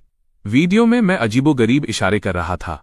मेरे हाथ मेरे सामने आकृतियां बना रहे थे, जबकि मेरा मुंह एक आश्चर्यजनक रूप से आकर्षक बच्चों का गाना गा रहा था। मेरी हरकतों और गायन ने शियाओ होंग को हंसा दिया। उसने वास्तव में उम्मीद नहीं की थी कि इतनी रहस्यमयी प्रतिष्ठा वाला कोई व्यक्ति रोजमर्रा की जिंदगी में ऐसा होगा। इतना सीधा सादा और प्यारा सा डॉर्की। ऐसे परिवार में रहने वाली सेरेना वाकई बहुत खुश होगी। शियाओ होंग ने एक बार सुना, फिर वीडियो पर टैप किया और दोबारा सुना। उसे अचानक एहसास हुआ कि वो जितना ज्यादा इस गाने को सुन रही थी, ये उतना ही उसके दिमाग में बैठता जा रहा था। इसलिए वो ग्रुप चैट में दौड़ी और एक मैसेज टाइप करके भेजा, सब लोग अभी सेरेना के वीबो पर जाओ, वहां कुछ अच्छा देखने को है। ग्रुप 1 सेकेंड के लिए शांत हुआ, फिर तुरंत हंगामा मच गया। ग्रुप एडमिन, जो आमतौर पर हमेशा चुपचाप रहती थी, उसने वास्तव में कुछ पोस्ट करने के लिए बाहर कदम रखा था। क्या ये सेरेना की तस्वीरें हैं? लाल टपकता इमोजी। तुम क्या सपना देख रहे हो? जब से सेरेना ने वापसी की है, उसने एक भी कैंडिड फोटो पोस्ट नहीं की है। उत्सुक हूं, अभी जा रहा हूं। इसमें इतना अच्छा क्या है? ग्रुप एडमिन वाकई सस्पेंस बनाना जानती है। अब मुझे खुद जाकर चेक करना होगा। सिर्फ एक मूर्ख ही यहां बैठकर अभी चैट कर रहा होगा। क्या तुम देख नहीं सकते? ग्रुप के ज्यादातर लोग पहले ही शांत हो चुके हैं, तो फिर तुम ही अकेले हो जो अभी भी ग्रुप में हंगामा कर रहे हो। ऑनलाइन उत्साह तो अभी शुरू ही हुआ था। बहुत से पैनी नजर वाले लोगों ने पहले ही वीडियो देख लिया था। इसे बार बार सुनने के बाद वे पागलों की तरह इसे परिवार और दोस्तों को रिकमेंड करने लगे। अभी सेरेना का वीबो चेक करो। आखिर ये खोदो, डिग क्या है? ये क्या है? खोदो। ओ मेरे भगवान, मैं सचमुच रुक नहीं पा रहा हूं। एक बार जब ये शुरू हुआ तो ये एक लहर की तरह फैल गया। पूरी दोपहर फैलने के बाद हर कोई जान गया कि सेरेना ने वीबो पर मेरा बच्चों के गाने गाते हुए एक वीडियो पोस्ट किया है। एक और बच्चों का गाना। बहुत से लोग इस तमाशे को देखने के लिए उत्साह से भरे हुए सेरेना के वीबो की ओर दौड़े। पिछला बच्चों का गाना पहले से ही कुछ अलग था। क्रेज एक्सप्लोजन वाकई बहुत आकर्षक है। उस शाम 8 बजे तक सेरेना की वीबो पोस्ट सफलतापूर्वक ट्रेंडिंग सर्च में टॉप पर पहुंच गई थी। जैसा कि हर कोई जानता है, ऑनलाइन चर्चा के मुख्य बिंदु सादगी की सराहना। प्रशंसक जेम्स के इस डरकी और घरेलू पक्ष को देखकर हैरान थे। नया वायरल हिट खोदो अपने सरल बोलों और धुन के कारण तुरंत वायरल हो गया। पारिवारिक छवि। इस वीडियो ने जेम्स की पिछली रहस्यमयी और विवादास्पद छवि को एक प्यार करने वाले पिता और पति की छवि में बदल दिया। नोट: सेरेना के वीबो पर कमेंट्स की बाढ़ आ गई है और लोग अब आधिकारिक तौर पर इन गानों के रिलीज होने का इंतजार कर रहे हैं। ये साफ तौर पर एक साधारण बच्चों का गाना था, लेकिन अचानक ये इंटरनेट पर खुशी का सबसे बड़ा जरिया बन गया। रात 9 बजे तक ये गाना ट्रेंडिंग चार्ट पर नंबर 1 पर था। बेचारा निश्चिंत मैं, मुझे अंदाजा भी नहीं था कि बाहर क्या हो रहा है। मैं तो बस अपने परिवार के साथ उन खुशनुमा पलों का आनंद ले रहा था। उसी वक्त राजधानी के एक आलीशान घर में यिनपिंग शराब की बोतल लिए बैठा इस पोस्ट की लोकप्रियता को देख रहा था। उसने न केवल अपनी नौकरी खोई थी, बल्कि उसे डायना और उसकी अपनी बहन ने भी बुरी तरह फटकारा था। यिनपिंग को लग रहा था कि उसने कुछ गलत नहीं किया। क्या एंटरटेनमेंट इंडस्ट्री ऐसे ही नहीं चलती? ये सब वुऑन की गलती है। यिनपिंग ने गुस्से में बोतल फर्श पर दे मारी। उसने खुद से कहा कि अगर वुऑन ने बेहतर गाने लिखे होते तो जजेस के वोट्स पर कभी सवाल ही नहीं उठता। उसने तुरंत वुऑन को फोन किया और उस पर चिल्लाने लगा, तारांकन, तुम बेकार कचरा हो। खुद को म्यूजिक का गॉडफादर कहते हो। तुमने वादा किया था कि तुम्हारा गाना बुलेट प्रूफ होगा। तुम बस एक सजावटी डिब्बा हो जिसके अंदर कुछ नहीं है। वुऑन, जो सोने ही वाला था, इस अचानक हुए हमले से सन्न रह गया। जब यिनपिंग रुका तब वुऑन को होश आया कि एक मामूली और बदनाम आदमी उस जैसे म्यूजिक लीजेंड पर चिल्ला रहा है। उसने बिना कुछ कहे फोन काट दिया और यिनपिंग को ब्लॉक कर दिया। लेकिन वुऑन की नींद उड़ चुकी थी। उसे अपमान से ज्यादा इस बात का दुख था कि जब से मैं जेम्स सीन पर आया हूं वो लगातार हार रहा है। यहां तक कि अब दूसरे आर्टिस्ट भी गाना लिखवाने के लिए पहले मेरा नाम लेते थे। वो अपनी हार का ठीकरा गायकों पर फोड़ता रहा। मेरे गाने बुरे नहीं हैं, बस गाने वाले खराब थे। जब उसने ट्रेंडिंग टॉपिक्स में सेरेना का वीबो पोस्ट देखा और मेरा वीडियो सुना तो उसकी भौहें तन गईं।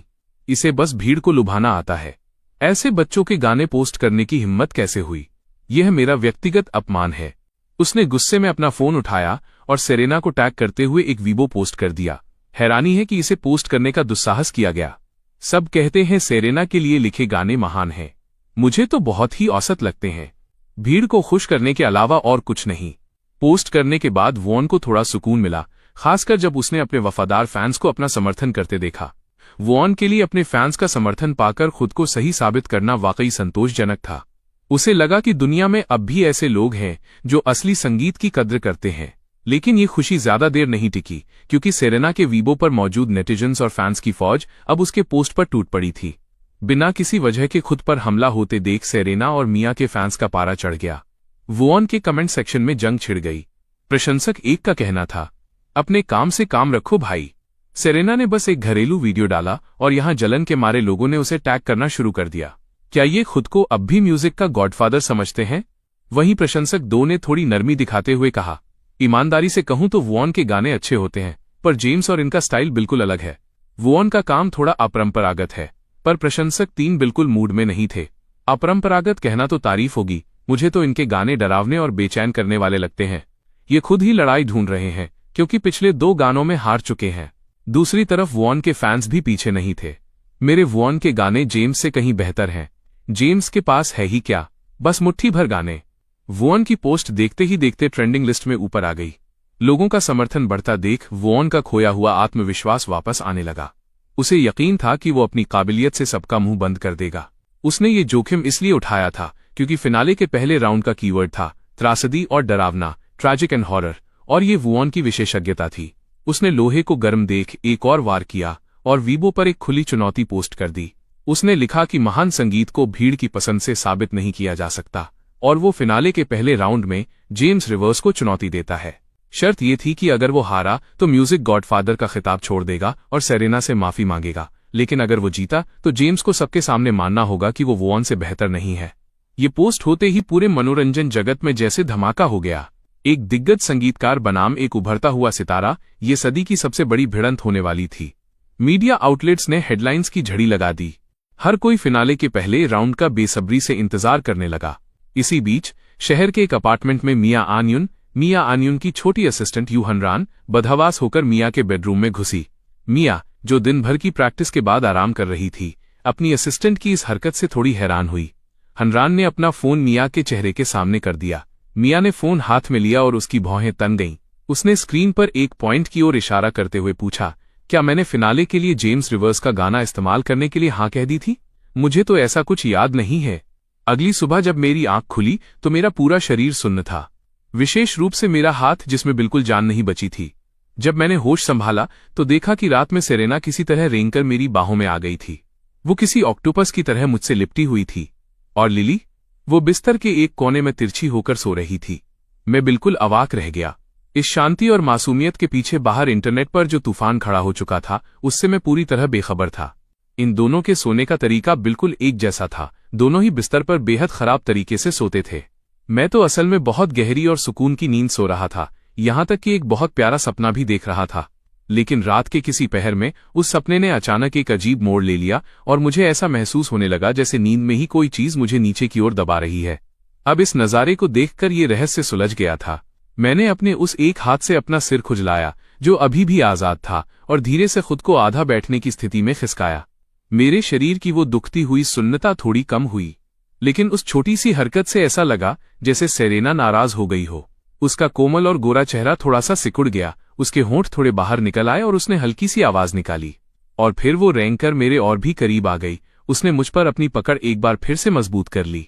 सुबह सुबह उठते ही मेरा शरीर पूरी तरह से अकड़ गया और वो अभी से ये सब कर रही थी। मैं इसे बर्दाश्त नहीं कर पा रहा था। मैं वाकई इसे नहीं झेल पा रहा था। मुझे लग रहा था कि मैं अभी असली पीड़ा में हूं। मैंने बिस्तर के कोने में बेफिक्र सो रही लिली की ओर एक नजर डाली और मेरा पूरा चेहरा दुख की एक नकाब में बदल गया। मैंने अपनी नाक रगड़ी और मन ही मन सोचा कि लिली अब 3 साल की हो गई है। ये काफी बड़ी उम्र है। अब वाकई समय आ गया है कि वो अपने अलग कमरे में सोना शुरू करे। इसी विचार के साथ मैंने धीरे से अपना हाथ सेरेना के सिर के नीचे से बाहर निकालना शुरू किया। ये हाथ इतना सुन्न हो गया था कि अब मुझे ये महसूस ही नहीं हो रहा था कि ये मेरा है। मुझे इसे छुड़ाने के लिए अपने दूसरे हाथ की मदद लेनी पड़ी, शायद ये महसूस करते हुए कि उसका तकिया अचानक गायब हो गया है। सेरेना की पलकें धीरे से फड़फड़ाईं। अगले ही पल उसने धीरे से अपनी आंखें खोलीं, मधोशी में अपना सिर उठाया और नींद भरी धुंधली नजरों से मुझे देखने लगी। वो पूरी तरह से और बहुत ही प्यारी लग रही थी। उनकी नजरें मिली और सेरेना एक पल में पूरी तरह जाग गई। मैं नहीं हिला, सेरेना भी वहीं जम गई। उसके पैर और हाथ अभी भी मुझ पर लिपटे हुए थे। अपनी स्थिति का एहसास होते ही उसके चेहरे का रंग उड़ गया और वो लाल हो गई। कुछ ही सेकंड में यहां तक कि उसके कान की लोब भी पूरी तरह लाल हो गई थी। मुझे ऐसा लगा जैसे किसी झींगे को गर्म तवे पर डाल दिया गया हो। मैंने पलकें झपकाईं। सेरेना घबराहट में मुझ पर से हटकर दूसरी तरफ हो गई और उसने अपनी पीठ मेरी तरफ कर ली। उसकी मुझ पर नजर डालने की हिम्मत नहीं हो रही थी। उसका दिल जोरों से धड़क रहा था। वो तो गई काम से। उसे लगा कि वो जेम्स शायद यही सोचेगा कि उसने ये सब जानबूझकर किया है। सेरेना ने अपने होंठ काटे और एक शुतुरमुर्ग की तरह खुद को समेट लिया। वो अपने पीछे से मेरे थूक निगलने की आवाज तक सुन सकती थी। मैं कहूंगा कि मैं इस वक्त वाकई संघर्ष कर रहा था। मुझे खुद पर काबू पाने के लिए तुरंत अपने चेहरे पर ठंडे पानी की जरूरत थी। कोई भी जो सुबह सुबह उठकर ऐसा नजारा देखे जहां ये बेहद खूबसूरत महिला ठीक सामने हो और वो कुछ भी न कर सके, तो वो बिल्कुल दुखी ही होगा। मैं जितनी जल्दी हो सका बिस्तर से बाहर निकला, झुककर बेडरूम से बाहर भाग गया। उसके पीछे बेडरूम का दरवाजा बंद होने की आवाज आई। तभी सेरेना ने एक लंबी राहत की सांस ली। उसने अपने तपते चेहरे को धीरे से थपथपाया। उसकी आंखों में एक अजीब न पढ़ी जा सकने वाली चमक थी। ऐसा लग रहा था कि जब से मैं मास्टर बेडरूम में आया हूं, वो नींद में अनजाने में ही मेरी बाहों में खिसक आती है। उसे साफ तौर पर याद था कि सोने से पहले वो बिस्तर के दूसरी तरफ ठीक से लेटी हुई थी और साथ ही लिली उन दोनों के बीच में थी। लिली के बारे में सोचते ही सेरेना अचानक ठिठक गई। वो जल्दी से बैठ गई और देखा कि लिली बिस्तर के एक कोने में अकेली एक स्टारफिश की तरह फैली हुई है। सेरेना ने अपने होंठ भींचे और सावधानी से लिली को अपनी बाहों में उठाया, उसे वापस उसी जगह लिटा दिया जहां वो मूल रूप से थी। उसने लिली के छोटे से गाल पर एक प्यारा सा चुम्बन लिया। सेरेना मन ही मन मुस्कुराई। ऐसा लग रहा था कि लिली अब अपने छोटे से कमरे के लिए तैयार है। यह कहना होगा कि काफी उल्लेखनीय रूप से वे दोनों एक ही विचार पर पहुंचे थे। जब तक मैं हाथ मुंह धोकर बाहर आया, सेरेना भी बेडरूम से बाहर आ गई थी।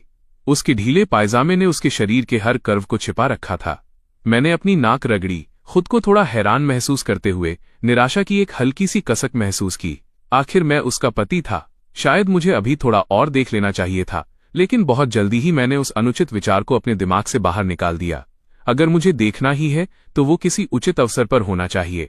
मेरी थोड़ी अजीब नजरों को भांपते हुए सेरेना ने मुझे तिरछी नजर से देखा, फिर बिना एक शब्द कहे शांति से हाथ मुंह धोने चली गई। अभी सुबह जल्दी थी। आमतौर पर यह मेरा मॉर्निंग रन पर जाने का समय होता था, लेकिन आज मैं बाहर जाने का इरादा नहीं कर रहा था। सेरेना इतनी मेहनत करके वापस आई थी। मैं उसके साथ ज्यादा समय बिताना चाहता था।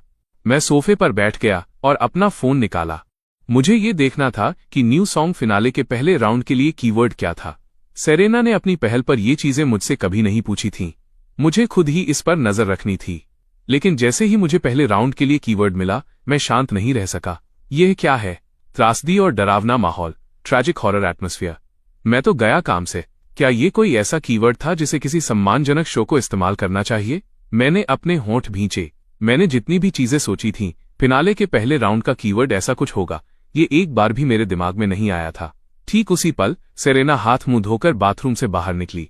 मैंने पूरी तरह से हैरान होकर ऊपर देखा। तुम्हारे न्यू सॉन्ग फिनाले का कीवर्ड त्रासदी और डरावना माहौल है। ये कीवर्ड किसने सोचा? मुझे ऐसा कहते सुनकर सेरेना चलकर आई और मेरे सामने सोफे पर बैठ गई। सिर हिलाते हुए उसने कहा, फिनाले के हर राउंड का कीवर्ड डायरेक्टर द्वारा तय किया जाता है।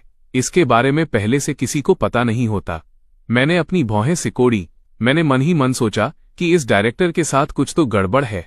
संगीत की वो शैली मुख्यधारा नहीं थी, निश्चित रूप से, लेकिन यह एक गीतकार की गहराई को एक अलग नजरिए से परख सकती थी। हालांकि मेरे लिए अभी ये सब मायने नहीं रखता था, क्योंकि कीवर्ड जो था वही था। मेरे पास अपने दिमाग पर जोर डालने और कुछ सोचने के अलावा कोई विकल्प नहीं था। सच तो ये था कि मैंने इस तरह का संगीत वाकई बहुत कम सुना था। ये पहली बार था जब सेरेना ने मुझे सिकोड़ी हुई भौहों के साथ कंपोज करते हुए देखा था। मैं संघर्ष कर रहा था और ये दिख रहा था। इससे पहले का हर गाना मेरे पास बिना किसी मेहनत के आया हुआ लगता था। मेरे उस पहलू ने उसे हमेशा एक ठोस आश्वासन दिया था। सेरेना ने अपना हाथ आगे बढ़ाया और मेरी भौहों के बीच की उस शिकन को धीरे से सहलाया।